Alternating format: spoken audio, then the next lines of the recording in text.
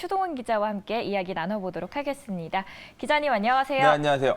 네, 오늘 첫 번째 이슈 어떤 게 가장 핫했을까요? 간밤에는. 네, 빅테크의 가장 큰 위기의 시작이었던 바로 메타의 이야기가 나왔습니다. 유럽에서의 제재를 받았는데요. 그게 생각보다 큰 것 같습니다. 네, 개인정보 사실 유출이 안 되는 게 기본이긴 한데 요즘은 너무 많이 정보가 노출되다 보니까 둔해지기 일색인데요. 이번에 개인정보 유출로 엄청난 벌금 폭탄을 맞았다는 메타의 소식 함께 보도록 하겠습니다. 월스트리트 저널의 기사였습니다. 헤드라인, 메타 fined 1.3 billion dollar. 이 페이스북 모회사 메타 플랫폼이 약 1조 원 넘는 벌금 폭탄을 맞았다라는 헤드라인입니다. 그 이유는 본문의 첫 단락에 나와 있는데요. Fined for sending user information to the US. 개인정보를 유출시켰다라는 내용 때문이었습니다. 킥박스 자세히 보도록 하겠습니다.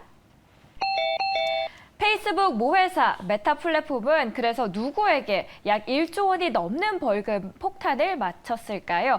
바로 유럽연합 개인정보 보호기관이었습니다. 다시 말해서 너희 우리 유럽 이용자들의 정보 제대로 보호 안 했지라는 이유 때문입니다.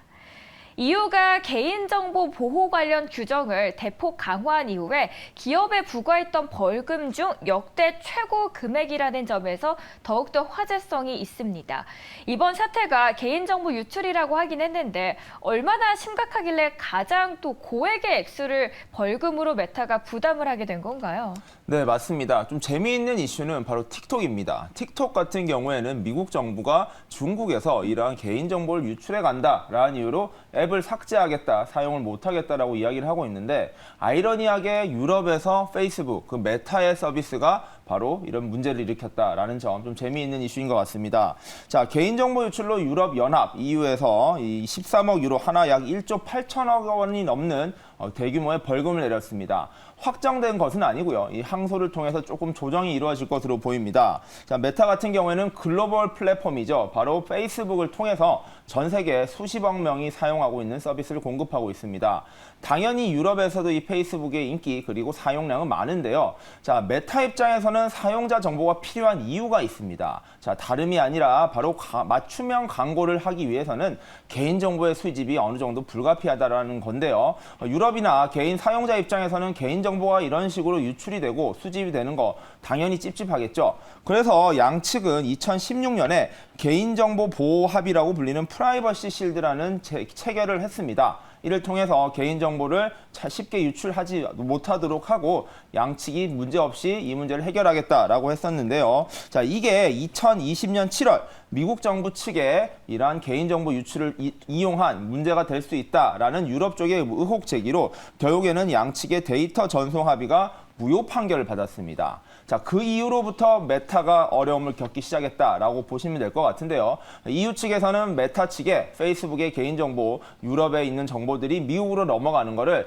제대로 관리하지 못한다면 큰 문제가 발생할 것이고 심할 경우 틱톡과 마찬가지로 서비스를 제한하겠다라는 발언을 했었고요. 메타 측에서는 아무런 문제 없이 개인정보를 잘 보호하고 있으며 이를 처리해 왔다라면서 항변해 왔습니다. 오히려 메타 측에서 유럽이 만약에 벌금을 내릴 경우 페이스북을 철수시키겠다라면서 으름장을 놓기도 했었는데요. 이번에 벌금이 나오면서 실질적으로는 굉장히 어려운 관계로 가고 있다라고 보시면 될 것 같습니다. 자, 정확하게는 메타의 유럽 본사는 아이슬란드에 있습니다. 이렇다 보니까 이제 아이슬란드 개인정보 침해 기관에서 벌금을 내렸다라고 보시면 되는데요.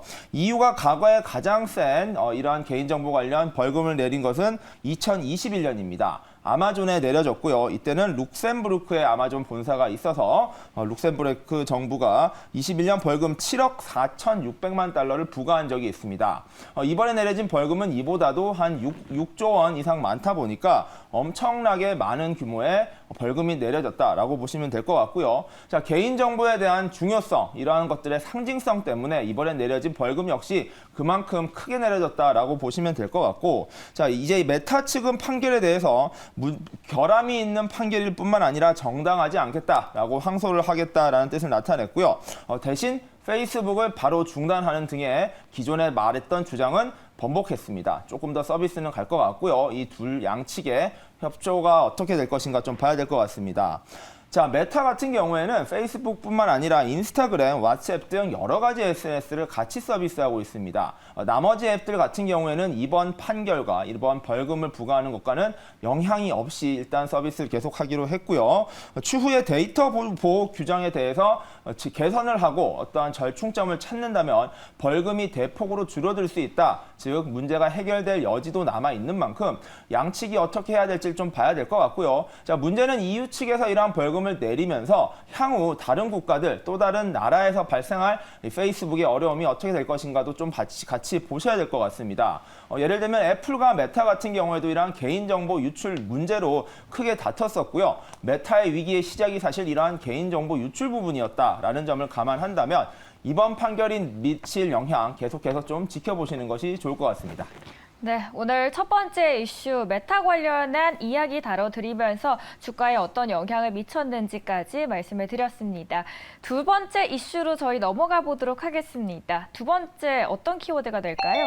네, 이번에는 또 M&A 관련 이슈입니다. 미국에서는 워낙 많은 일들이 벌어지고 있는데 코로나가 끝나가는 이 시점에 항공업계에서 또 큰 충격파를 줄 뉴스가 나왔습니다. 네, 어떤 이야기였는지는 저희 화면으로 보도록 하겠습니다.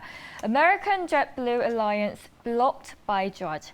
jetblue와 아메리칸 에어라인 파트너십이 종료되었다라는 헤드라인입니다. 본문 들어가면서 킥박스 보도록 하겠습니다. 일단 jetblue는 이번 계약이 고객에게 큰 승리다라고 하면서 제한된 북동부 공각에서 성장하고 더 많은 노선을 제공할 수 있게 되었다라고 말을 했습니다. 참고로 여기서 말하고 있는 아메리칸 에어라인은 세계 1위 규모의 항공사인데요. 이번에 아메리칸 에어라인이 법원이 합작 투자라고 불리는 동북동맹을 차단한 건 잘못된 거고 단순히 협력 사실로부터 피해를 추론할 법적 근거가 없다라고 이야기를 했습니다. 지금 어떻게 상황이 돌아가고 있는 건가요? 네, 미국 항공업계에 대한 이해를 먼저 하시면 좋을 것 같은데요. 미국에는 3대 항공사가 있습니다. 지금 이야기가 되고 있는 아메리칸 에어라인스가 있고요. 그리고 델타가 있고 유나이티드 항공 이렇게를 3대 항공사라 부릅니다. 그리고 지금 이슈가 되고 있는 jetblue 같은 경우에는 대표적인 저가 항공사입니다. 즉 한국에도 있는 그런 저가형 항공사처럼 굉장히 국내선 중심으로 이루어지고 있는 jetblue인데요. 자, 두 개 회사는 2년여 전부터 해서 계속해서 제휴를 해왔습니다. 하지만 최근에 법원 판결이 나왔습니다. 두 회사의 제휴를 지금부터 30일 안에 종료해라라는 법원 판결이 나오면서 양측의 입장이 굉장히 당혹스러운 분위기로 흘러가고 있습니다. 자, 미국 지방법원 판사가 이런 판결을 내렸는데요. 법무부에서는 반독점 문제 때문에 이 양측의 협력 더 이상은 유지해서는 안 된다라는 판결을 내렸습니다. 시장에서는 예상하지 못했던 판결이다라면서 시장에 미칠 영향 예의주시하고 있는 상황입니다. 자, 뉴욕과 텍사스를 중심으로 운영하고 있는 아메리칸 에어라인과 보스턴에 본사를 두고 있는 jetblue 이 동북부 뉴욕에 있는 미국 동북부에 있는 두 항공사의 제휴가 종료됨으로써 과연 두 기업에 미칠 영향 그리고 이용객들이 받을 영향 등도 한번 살펴봐야 될 것 같습니다. 자, 말씀드린 대로 jetblue는 미국의 저비용 항공사고요. 사우스웨스트 항공의 퇴직자들이 1999년 창업한 회사입니다. 자, 지난해 프론티어와 스피릿 항공의 합병전이 있었습니다. 이게 지난해 항공업계 가장 큰 이슈였는데요. 두 개 항공사는 둘 다 저가 항공사로서 경쟁력을 강화하고 규모를 키우기 위해서 M&A를 추진해 왔습니다. 이렇게 두 기업이 M&A를 추진하던 와중에 jetblue가 뛰어들었습니다. 자, 우리가 한번 인수를 하겠다라면서 뛰어들면서요. 결국에 스피릿 항공은 jetblue가 이기면서 양측이 M&A에 성공하는 결과를 낳았었습니다. 이를 통해서 jetblue와 스피릿 항공은 미국 5대 항공사 안으로 들어갔고요. 두 기업의 시너지 굉장히 큰 기대를 모았었습니다. 자, 그리고 말씀드린 대로 아메리칸 에어라인은 말 그대로 미국 항공, 미국을 대표하는 항공사입니다. 국적기라고 보시면 될 것 같고요. 이렇게 세계 1위 규모를 가지고 있는 아메리칸 에어라인스와 그리고 jetblue가 사실상 제휴를 통해서 하나의 회사처럼 움직여 왔다는 점, 미국 정부 측에서는 큰 문제가 있다, 독과점 문제가 발생한다라고 지적한 것으로 보시면 될 것 같습니다. 자, 두 개 항공사는요, 175개 노선을 공동 운영하고 있고요. 여러 가지 마케팅 활동을 같이 하다 보니까 시너지 효과가 굉장히 큰 것으로 보입니다. 특히 이번에 본격적인 여름 시즌을 앞두고 두 기업들이 공격적이고 본격적인 마케팅에 들어갈 것으로 보이는데 이러한 상황에서 법원 측에서 찬물을 끼얹었다라고 보시면 될 것 같습니다. 자, 아메리카 에어라인스는요, 반경쟁적이지 않고 고객들에게 도움이 되는 협력인데 이를 막는 거 이게 더 부당하다라고 지금 주장을 하고 있고요. 델타와 유나이티드 항공은 오히려 웃음을 짓고 있습니다. 경쟁사의 이러한 합병 제한 그리고 협력 제한에 대한 제한이 법원에서 나오다 보니까 두 기업 같은 경우에는 뒤에서 미소를 짓고 있다라고 보시면 될 것 같고요. 사실 바이든 정부는 지난해 이루어졌던 이 젯블루와 스피릿 항공의 인수합병을 부정적으로 바라봤습니다. 또 다른 거대 이제 항공사의 출현 그리고 또다시 저가 항공 업계에서의 독점 기업의 출현으로 부정적으로 봐왔었는데 어쨌든 젯블루 입장에서는 거금을 써가며 스피릿 항공을 인수했습니다. 이를 통해서 조금 더 성장을 기대했는데 오히려 이 두 기업이 합병하는 대신에 아메리칸 에어라인이라는 가장 큰 기업과의 제휴가 끊겼다. 이러다 보니까 무엇을 위한 M&A였나라는 비판도 나오고 있는데요. 미국에선 여전히 독과점에 대한 제한 이야기가 뜨겁게 나오고 있습니다. 여러 가지 이러한 상황에 대해서 항공업계에서도 결국에는 철퇴를 맞았다라고 보시면 될 것 같은데요. 빅테크뿐만 아니라 여러 업계에서의 이런 독과점 문제는 앞으로도 계속될 것 같습니다. 현재 대한항공과 아시아나항공의 합병 역시 미국 정부 측에서 크게 제재를 하고 있습니다.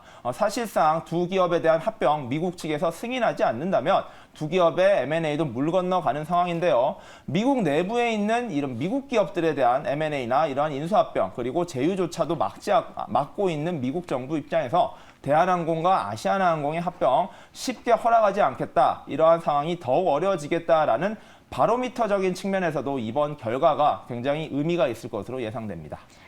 네, 오늘도 세 가지 이슈 다뤄드렸습니다. 부채한도 협상 이야기 그리고 연준들의 두 발언이 어떤 이야기가 오고 갔는지에 대해서 다뤄드렸고요.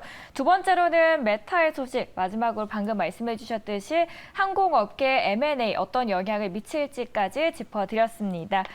오늘도 시청해 주신 여러분 고맙습니다.